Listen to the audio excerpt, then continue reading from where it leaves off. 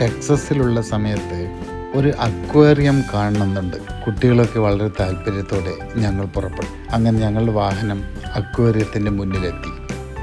വിശാലമായ car parking ഏരിയയാണ്. Car അവിടെ പാർക്ക് ചെയ്തു.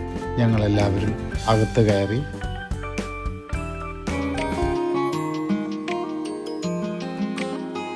സുജയ് ടിക്കറ്റൊക്കെ സ്കാൻ ചെയ്തു.